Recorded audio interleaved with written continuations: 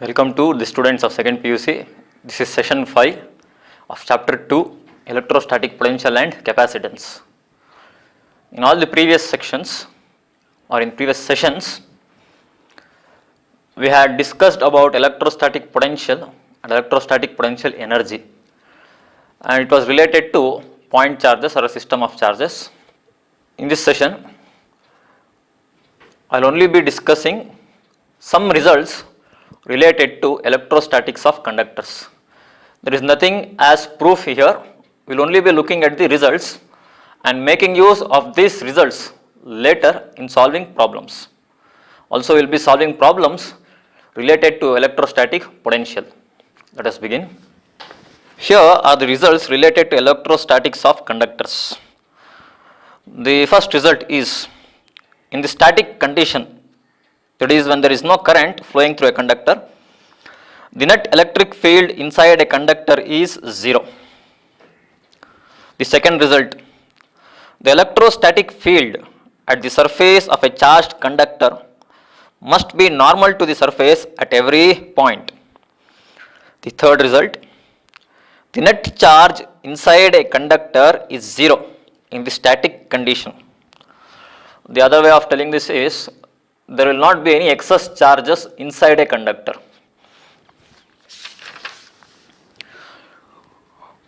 For a charged conductor, the electric potential is constant throughout the volume of the conductor and is the same as on its surface.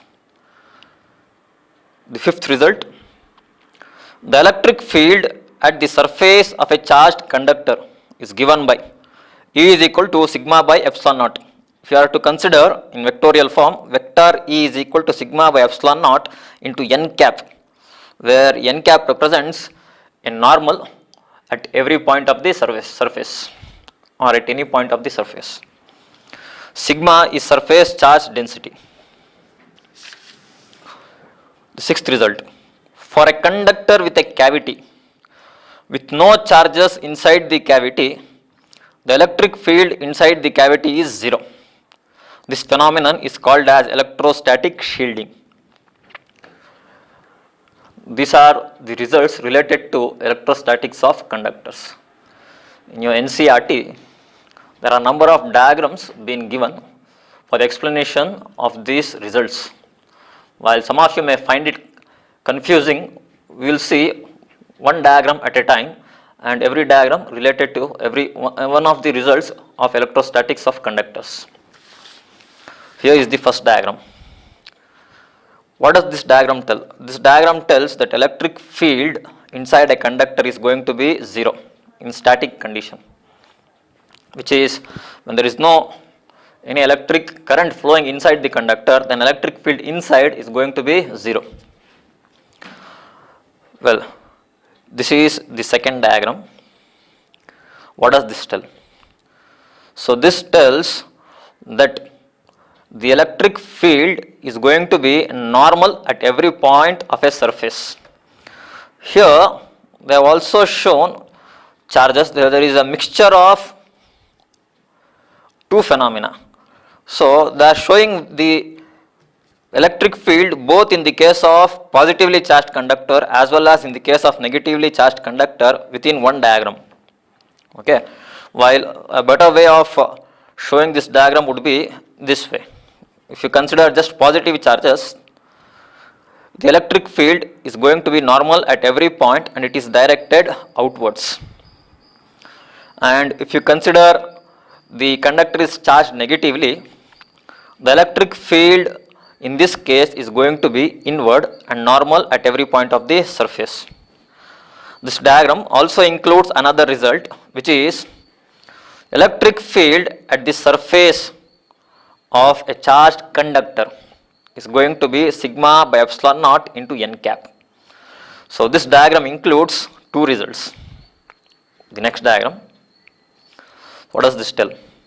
For a charged conductor, they have not shown charge here, but we consider the conductor here is charged.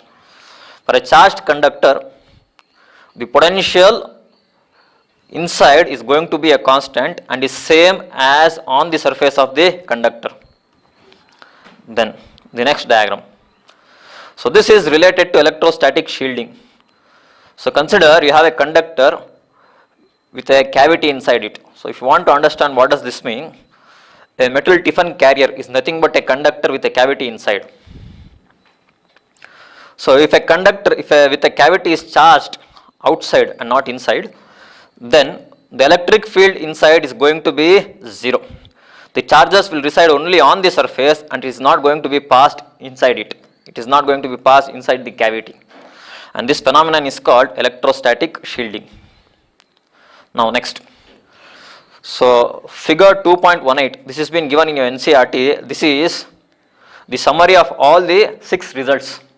Okay. So if you are confused with these diagrams, this is what these diagrams are.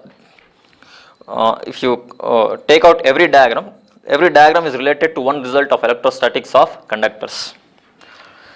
You also have figure 2.20 in your NCERT, which is related to behavior of conductors and dielectrics in presence of electric field. If you remove the dielectric part, the conductor part here shows what is the net electric field inside a conductor when it is placed in an external electric field. So when an external electric field is applied, you see there is charge redistribution. The negative charge are distributed onto the left side and the positive charges are being distributed onto the right side. As a result, so this charge distribution continues unless an internal field is generated which is equal and opposite to the external field. So the net field inside the conductor is going to be 0. So for a conductor in static condition, this is what result 1 mentions. For a conductor in static condition, the net field inside the conductor is going to be 0. We will move on. So we will be making use of these results now in solving problems. Here is the first problem. The numerical one is related to electrostatics of conductors. A spherical conductor of radius 12 centimeter has a charge of 1.6 into 10 to the power of minus 7 coulomb distributed uniformly on its surface. What is the electric field? A. Inside the sphere, B. Just outside the sphere, and C. At a point 18 centimeter from the center of the sphere. So let us first note down what has been given in the question. They are given a spherical conductor whose radius is 12 centimeters. So let us note down radius of the sphere. Let us take it as capital R, which is 12 centimeters. In SI units, it's 12 into 10 to the power of minus 2 meter. It is being charged uniformly. So the charge on the sphere,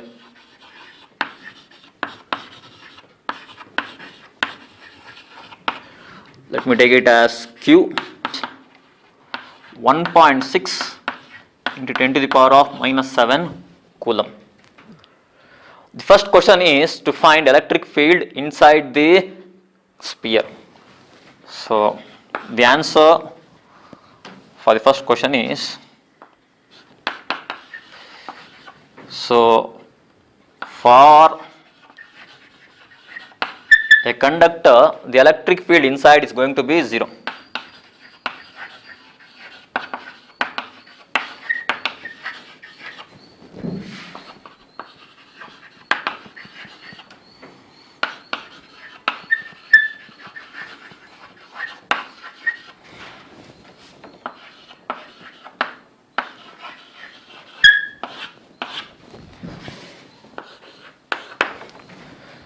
What is the second question?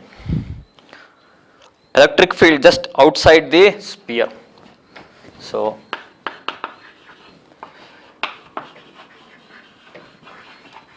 for a charged sphere,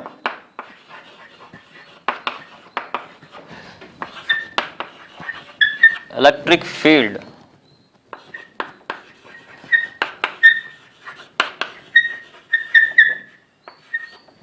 just outside the sphere is, will take only the magnitude, E is equal to sigma by epsilon naught, where sigma is surface charge density. So let us find out what is the surface charge density. Sigma is charge by area. For a sphere, the surface area is given by 4 pi r square, which is the radius of the sphere. So therefore electric field is going to be Q divided by 4 pi epsilon naught r square. In place of sigma, I have substituted Q by 4 pi epsilon naught, Q divided by 4 pi r square. So you know 1 by 4 pi epsilon naught is 9 into 10 to the power of 9. Q is 1.6 into 10 to the power of minus 7, and r square is 12 into 10 to the power of minus 2 whole square, and the unit for electric field is volt per meter. You can also write the unit as Newton per coulomb. So if you solve this, 9 into 1.6 divided by 12 square is 144 into 10 to the power of 9 minus 7 divided by 10 to the power of minus 2 square is going to give you 10 to the power of minus 4. This will finally give you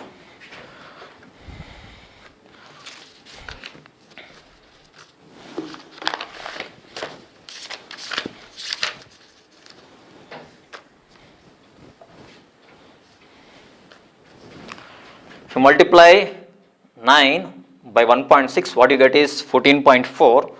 14.4 divided by 144, you will get it as 0.1 into 10 to the power of 9 minus 7 is 2, minus 4, when it goes up it becomes plus 4. So it is going to be 6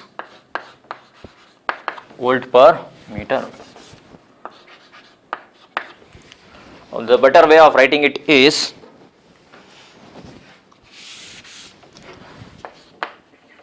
1.0 into 10 to the power of 5 volt per meter. 0.1 into 10 to the power 6 can be written as 1.0 into 10 to the power 5. What is the third sub question? So electric field at a point 18 centimeter from the center of the sphere. To understand this, let us note down a diagram. What I have is a sphere. Let its center be O. The radius is R, which is 12 centimeter. This time they are asking to find field. Let this be charged.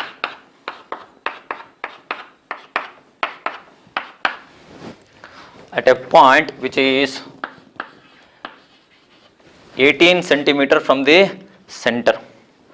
So in this case, it is equivalent as field at P due to a point charge which is placed at center O, and this point charge in this case is 1.6 into 10 to the power minus 7 coulomb. So electric field at 18 centimeter from the center of the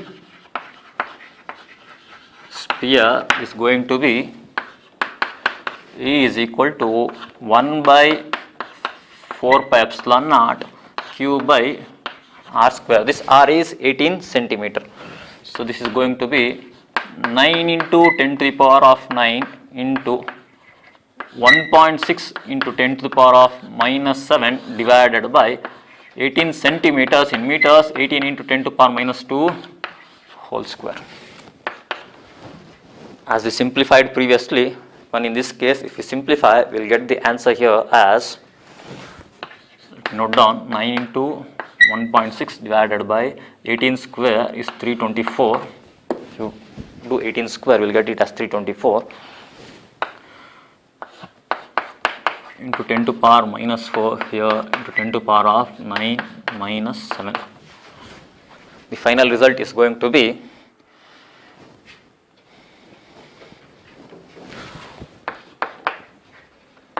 4.4 into 10 to the power of 4 volt per meter. So, you have solved the first problem. Let us see what are the other problems. Here is the second problem. Two charges 5 into 10 to power minus 8 coulomb and minus 3 into 10 to power minus 8 coulomb. So, they have given you two charges Q1 5 into 10 to power of 8 coulomb, and they are also given you Q2 another charge which is minus 3 into 10 to power 8 coulomb, are located 16 centimeter apart.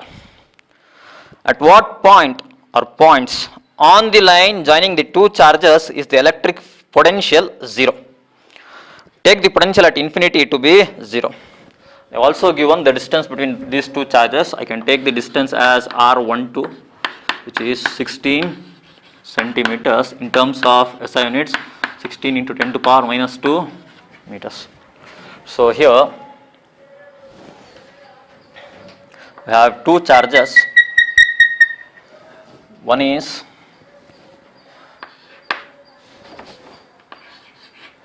Q1, which is 5 into 10 to power 8 coulomb, and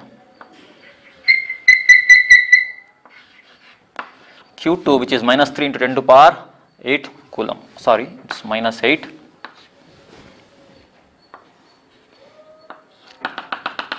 The distance between them is R12, which is 16 centimeters.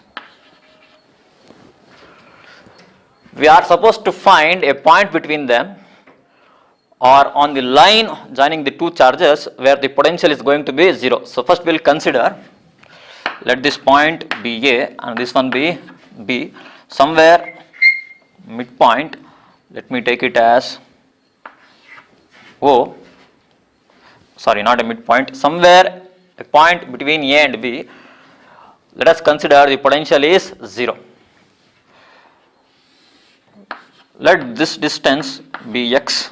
So, the distance remaining is going to be 16 minus x. This is in centimeters. So let us note down now. Let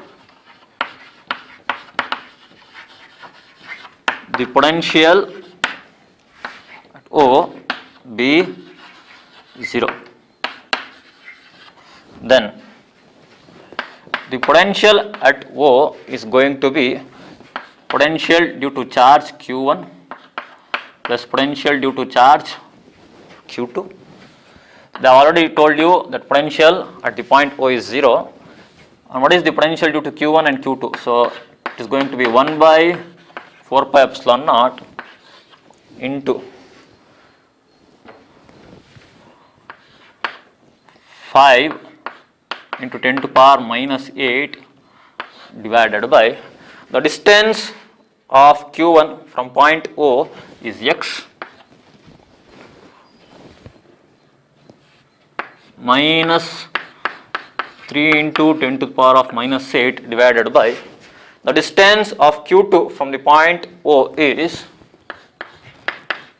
16 minus x. If you solve this, we will get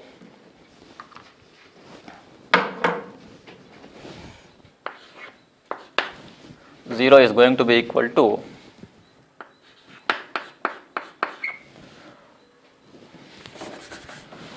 so if I take the common 10 to power minus 8 out,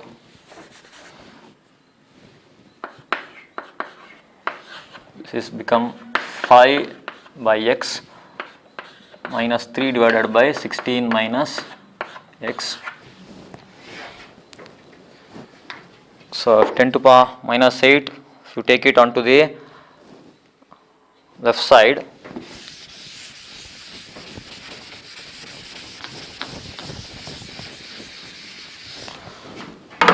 finally get 0 is equal to 5 by x minus 3 by 16 minus x, or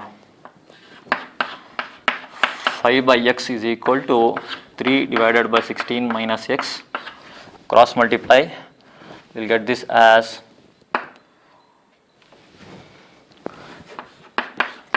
5 into 16 minus x is equal to 3x. 5 into 16, this as 80,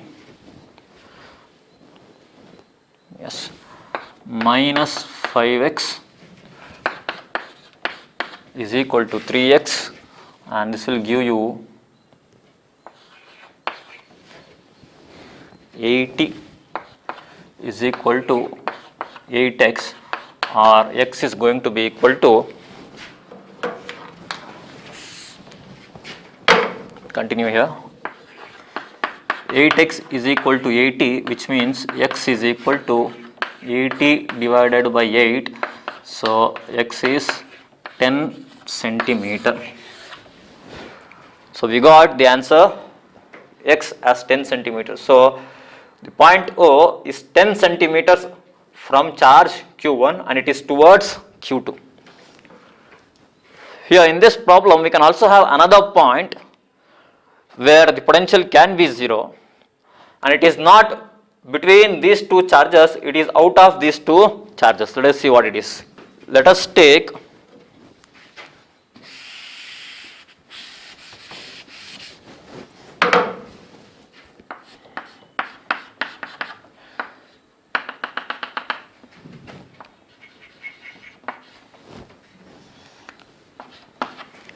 a point P which is not between Q1 and Q2 but outside it, and let this distance be. I had taken x earlier, so let me take this as y. So it is distant y from charge Q2. Then the distance of point P from charge A is going to be 16 plus 5 centimeters. Let us apply the same procedure as earlier. So let potential at point P be 0. So then potential at point P is going to be potential due to Q1 plus potential due to Q2. So 0 is equal to 1 by 4 pi epsilon naught into, what is it? Yeah, 5 into 10 to power minus 8 divided by y plus 16. This time the charge Q1 is at a distance of 16 plus y from point P. Minus 3 into 10 to power minus 8 divided by y. Similarly, as been done in the previous part, we will get this one as, on simplification, 5 divided by y plus 16 is equal to 3 divided by y. So let us simplify this. 5y is going to be equal to 3 into y plus 16.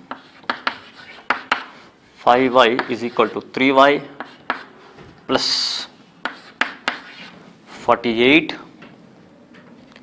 So this will give you 2y is equal to 48. Y is equal to 48 divided by y by 2. This will give you 24 centimeters. So finally I will conclude the answer for this problem. So how will I conclude?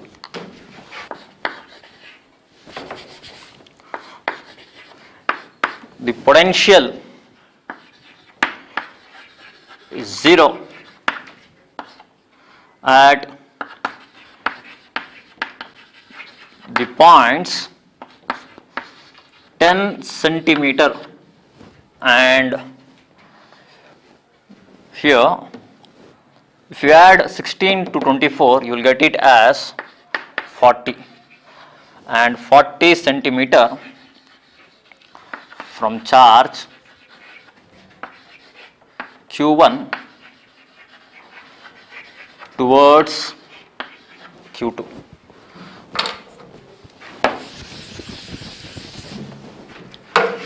Concluding the answer in this problem is very much important, so you will have to conclude in this manner. Before concluding, you will have to think.